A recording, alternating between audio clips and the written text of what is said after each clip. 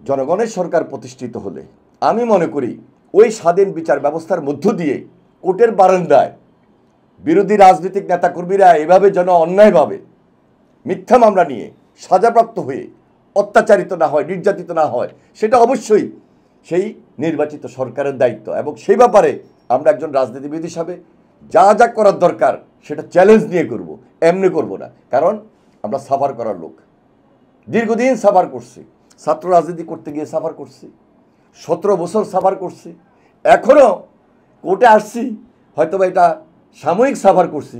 এই সাফার থেকে মুক্ত হয়ে আমার বিশ্বাস আগামী দিনে জনগণের যে সরকার প্রতিষ্ঠিত হবে, ওই জনগণের সরকারের কাছে দেশবাসীর প্রত্যাশা এখানেই যে একটা স্বাধীন বিচার ব্যবস্থার মধ্য দিয়ে বিচার কার্য চলবে এবং বিচার ব্যবস্থা সেটা নিষ্কণ্টক থাকবে, স্বাধীন থাকবে। আমাদের এই বাংলাদেশে আমার মনে হয় এই মুহূর্তে আমরা সেটাই সবচেয়ে বেশি প্রত্যাশা করি, বিশেষ করে আইন উপদেষ্টার, বিশেষ করে প্রধান উপদেষ্টার। তারা যদি আন্তরিক হন, হয়তো বলেন স্বল্প সংখ্যক কিছু মামলা প্রত্যাহার হয়েছে, হয় না যে তা না, কিন্তু ব্যাপক মামলা, প্রচুর মামলা আমাদের এক একজনের বিরুদ্ধে 100, 150, 200, 300 মামলা হয়েছে, জেলায় জেলায় হয়েছে। সুতরাং এগুলাকে নিষ্পত্তি করা, এগুলোর থেকে বের করে নিয়ে আসা, এটাও কিন্তু একটা প্রেক্ষাপট তৈরি, মানে একটা প্রেক্ষাপট।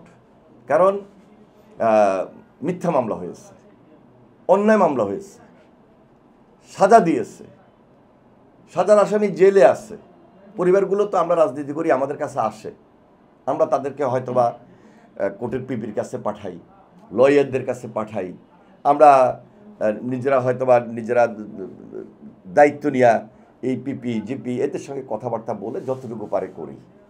কিন্তু আমরা তো সব কিছু পারি না, কারণ আইনের একটা সীমাবদ্ধতা আছে। ওই আইনের সীমাবদ্ধতা সরকারের কাছে। তবে একটা এই স্বাধীন যে নির্বাচন ব্যবস্থা, যেটা ছিল না অতীতে, সেটা খুব জরুরি প্রয়োজন। এটা আমাদের 31 দফার মধ্যেও আমরা নিয়ে এসেছি। স্বাধীন বিচার বিভাগ, বিচার ব্যবস্থা যদি থাকে, তাহলে কোনো সরকার ইচ্ছা করলেই, যদি ফ্যাসিবাদ না হয় তাহলে সম্ভব। আর ফ্যাসিবাদ হলে স্বাধীন বিচার ব্যবস্থায় সেও কিন্তু সেখানে ধরাশায়ী হবে। তাহলে একটা ফ্যাসিবাদী সরকারও গড়ে উঠবে না, একটা জনগণের সরকার থাকবে।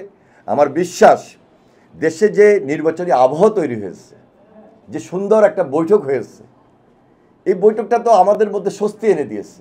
তাহলে একটা উৎসব মুখর নির্বাচনের দিকে আমরা সবাই মিলে এগিয়ে যাই। সকল রাজনৈতিক দলের যেমন দায়িত্ব, সরকারের দায়িত্ব, নির্বাচন কমিশনের দায়িত্ব, আমার আপনার দায়িত্ব, সবাই মিলে এই উৎসব মুখর নির্বাচনটার দিকেই এখন আমাদের মন মানসিকতা এমনভাবে তৈরি করতে হবে যেন একটা নিরপেক্ষ নির্বাচন অনুষ্ঠিত হয়। যেটা আমরা 14তে পাই নাই, যেটা আমরা 18তে পাই নাই, রাত্র অন্ধকারে ভোট, যেটা আমরা 2024-এ পাই নাই, আমাদেরকে গ্রেপ্তার করে নির্বাচন করেছে, সেটা আমরা এই সরকারের অধীনে পেতে চাই। এবং বিশ্বাস যে কথাগুলো বলেছেন, যে আলোচনাগুলো বের হয়ে এসেছে, এর মধ্যে দেশে আলোচনা হয়েছে, দেশের বাইরে আলোচনা হয়েছে। তারেক রহমান যদি দেশে থাকতেন, দেশে আলোচনা হইতো।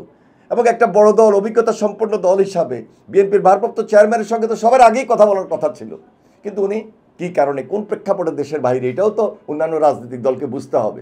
সুতরাং প্রধান উপদেষ্টা বিদেশে গিয়েছেন এবং সেই সুযোগে তারেক রহমানের সঙ্গে একটা বৈঠক হয়েছে, এটাকে ভিন্ন খাতে দেখার কোনো সুযোগ নাই।